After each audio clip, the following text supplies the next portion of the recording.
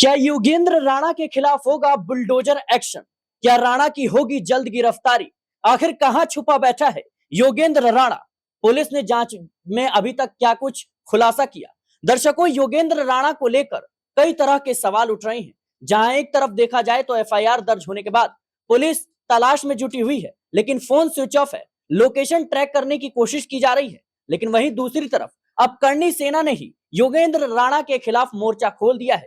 करणी सेना के अध्यक्ष का साफ तौर पर कहना है कि करणी सेना से योगेंद्र राणा का कोई भी लेना देना नहीं है, और जिस तरीके से उसने इकरा हसन का अपमान किया है, अपशब्दों का प्रयोग किया है, जो शर्मनाक हरकत दिखाई है, इसके लिए उसे जेल में डालना चाहिए। कोई भी राजपूत समुदाय के लोग इस तरह का बयान नहीं दे सकते, महिलाओं का अपमान नहीं कर सकते।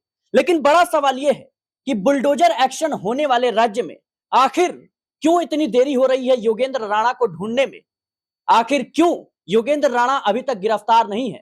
योगेंद्र राणा कब तक फरार रहेगा? कब तक गिरफ्तारी होगी? ये तमाम सवाल हैं। न्यूज रूम में तमाम सहयोगियों से बातचीत करेंगे। मेरे साथ अमन सर मौजूद हैं। सर, योगेंद्र राणा जिसने इकरा हसन पर जिस तरीके से शर्मनाक बयान दिया, हालांकि डिलीट किया दबाव बढ़ने के बाद, उसके बाद से फरार चल रहा है, एफआईआर दर्ज हो चुकी है, लेकिन बड़ा सवाल यह है कि आखिर क्यों अभी तक जो है पुलिस नहीं ढूंढ पाई है? देखिए सिराज, जाहिर बात है कि यहाँ पर जिस तरह से योगेंद्र राणा को लेकर एक पूरा हो हल्ला मचा हुआ है, फरार नजर आ रहे हैं, फोन स्विच ऑफ है, यानी कि अब तक जो अपने आप को बड़ा दिलेर साबित कर रहे थे, सोशल मीडिया के जरिए ये बताने की कोशिश कर रहे थे कि भाई उनसे बड़ा 30 मार खान कोई नहीं है, लेकिन जैसे ही पुलिस की दबिश उनके ऊपर पड़ती है वो तुरंत फरार दिखाई पड़ते हैं। और महत्वपूर्ण बात सिराज, इस पूरे मसले के अंदर अगर आप देखें तो इकरा हसन को एक तरीके से हर लोगों ने सपोर्ट किया है, और राजपूत समुदाय की बात करें तो उन्होंने खुलकर कह सकते हैं इकरा हसन के समर्थन में खड़े होने का फैसला किया है। करणी सेना के जो अध्यक्ष हैं नीरज सिंह, उन्होंने साफ तौर पे कहा है कि जो महिला का अपमान करेगा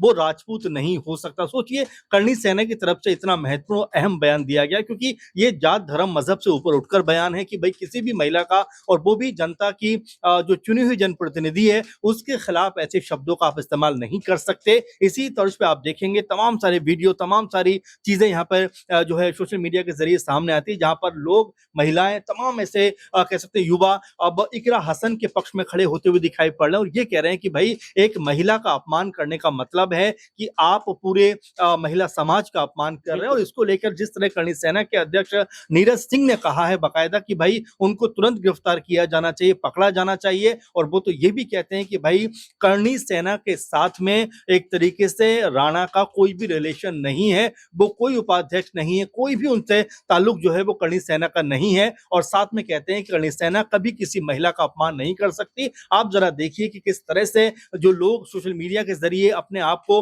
कई बार इस तरह का बताना चाहते हैं कि भाई वो सबसे ज्यादा कह सकते हैं कि आगे हैं, सबसे ज्यादा मजबूत हैं, सबसे ज्यादा ताकतवर हैं, लेकिन जैसे ही उनकी असलियत खुलकर सामने आती है वो छुपते हुए, भागते हुए नजर आते हैं। यही कुछ हशर यहाँ पर राणा का भी हो रहा है, जब उनके ऊपर पुलिस की दबिश आती है। एक तरीके से पुलिस अपना काम करना शुरू करती है, क्योंकि जब मुरादाबाद में उनके खिलाफ एफआईआर दर्ज होती है महिला वकील के जरिए, उसके बाद पुलिस उनकी तलाश में जुट जाती है। कभी उत्तर प्रदेश में नजर आते हैं, कभी उत्तराखंड में नजर आते हैं, और फिर अपना फोन स्विच ऑफ कर लेते हैं। लेकिन आखिर कब तक बचेंगे? जब पुलिस के शिकंजे में आएंगे तो पुलिस उनको सबक सिखाती हुई दिखाई पड़ेगी। लेकिन महत्वपूर्ण बात क्या है कि यहाँ पर जिस तरह से एक महिला का अपमान करने का प्रयास किया गया, और ये कहा गया कि भाई हम बहुत ज्यादा कह सकते हैं कि मजबूत ताकतवर आदमी हैं, लेकिन उसके बावजूद राजपूत समुदाय ने, करणी सेना ने जिस तरह से इकरा हसन के पक्ष में एक तरीके से खड़े होने का फैसला किया, या उनके साथ जिस तरह का ये माहौल बना, बर्ताव किया गया, उसके खिलाफ जाकर ये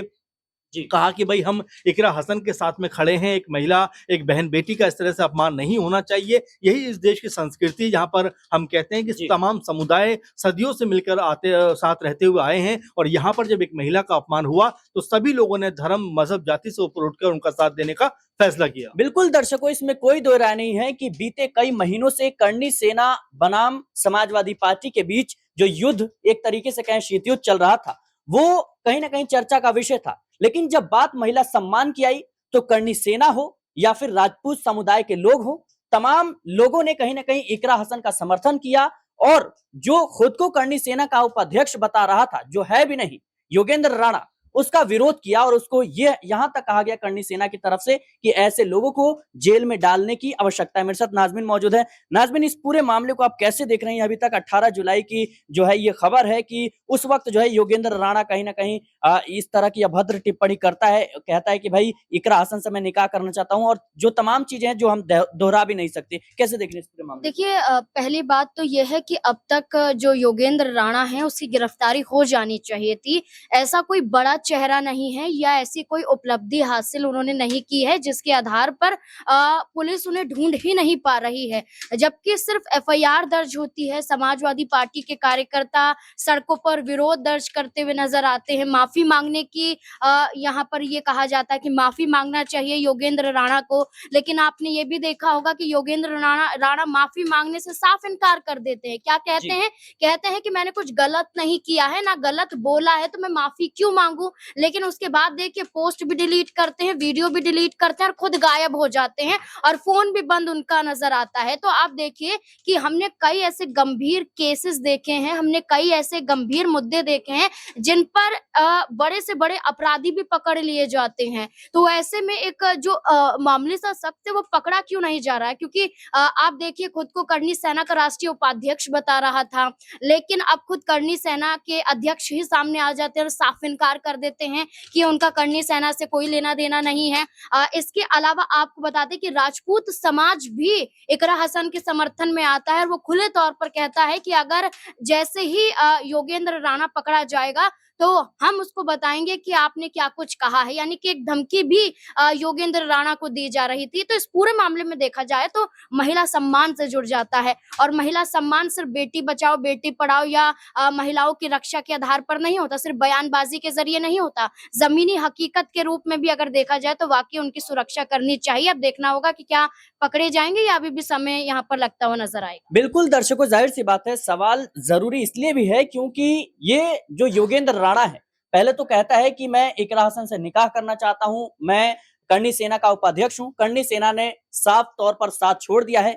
इसके अलावा कहता है कि मैं योगी आदित्यनाथ को अपना गुरु मानता हूं और वो भी कहीं ना कहीं देखा जाए तो अब विरोध में जा रहा है क्योंकि योगी की पुलिस जो है तलाश कर रही है। लेकिन बड़ा सवाल यह है कि 18 तारीख को यह मामला हुआ था और कई दिन हो गए हैं लेकिन अभी तक कोई अपडेट जो है नहीं सामने आ रही है। कहा जा रहा है कि तलाश जारी है, लोकेशन ट्रैक करने की कोशिश की जा रही है। मेरे साथ दिनेश मौजूद है। दिनेश, आप उत्तर प्रदेश की राजनीति को बखूबी जानते हैं, किस तरीके से इस पूरी वारदात को देखते हैं? अभी तक जो है गिरफ्तारी नहीं हुई है और जैसा कि हमारी सहयोगी नाजमिन ने बताया कि मामूली सा शख्स है, पुलिस के लिए ढूंढना इतनी कोई बड़ी चुनौती नहीं है। कैसे देखते हैं? बिल्कुल, पुलिस के लिए ढूँढना उसको इतनी बड़ी चुनौती नहीं है, लेकिन अभी तक कोई वारंट नहीं हुआ उसके खिलाफ और पुलिस अपनी कार्रवाई कर रही है। लगातार जो है कई जगह दबिश दी जा रही है और उसके ठिकानों पर भी छापेमारी हो रही है। लेकिन राजनीतिक तौर पर देखा जाए तो योगेंद्र राणा की एक बड़ी हार ये हुई है। जिस उम्मीद के साथ योगेंद्र राणा ने ये बयानबाजी की थी कि उसे राजपूत समुदाय से हो सकता है कि बड़े लेवल पर सपोर्ट मिल सके इस बयान के बाद, वहां उसका जबरदस्त तरीके से खंडन हुआ है और मनोवैज्ञानिक तौर पर देखा जाए तो ये बड़ी हार है। नैतिकता के आधार पर किसी भी तरीके से इस तरीके की बयानबाजी नहीं होनी चाहिए। हालांकि जो मुकदमा दर्ज हुआ है वो इतना गंभीर दिखाई नहीं देता है। आईटी एक्ट और मानहानि का मुकदमा यहाँ पर दर्ज किया गया है, तो उस आधार पर पुलिस जांच कर रही है। जल्द ही गिरफ्तारी होगी और गिरफ्तारी के बाद पूछताछ भी होगी।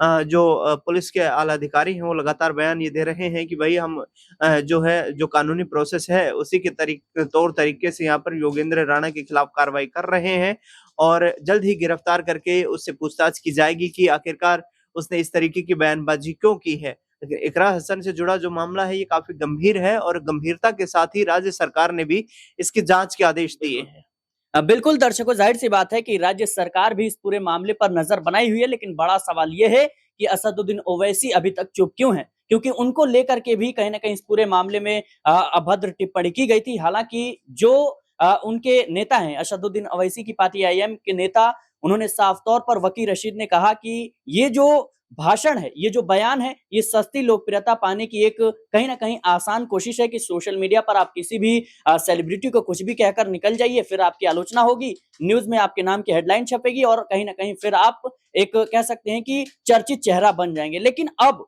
वही राणा जो खुद को ये कहता था कि मैं किसी से डरता नहीं हूं, अब छुपा बैठा है। देखना होगा कि योगी आदित्यनाथ की पुलिस कब तक उसे गिरफ्तार करती है। फिलहाल के लिए इस रिपोर्ट में इतना ही। देश और दुनिया की तमाम खबरों के लिए बने रहने नेक्स्ट 9 न्यूज के साथ।